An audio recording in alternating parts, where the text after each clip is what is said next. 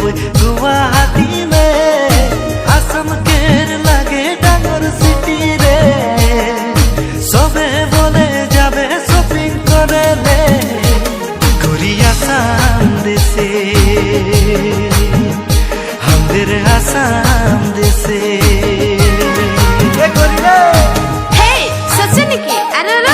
काजीरंगा जाबे तुई कामाख्या जाबे झुमुर गीत गाबे ढोलेर ताले तुई नाचबे बिहु बिहु लागि जखन बिहु तुई नाचबे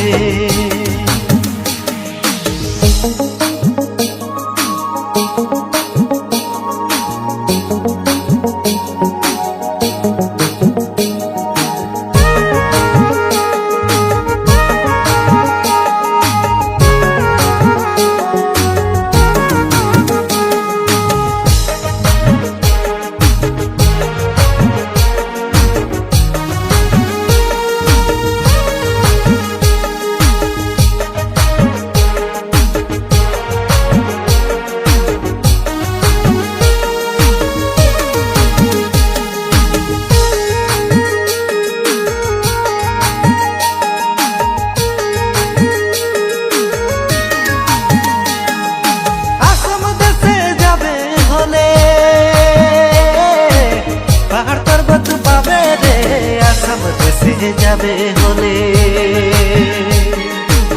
पहाड़ पर्वत पाबे रे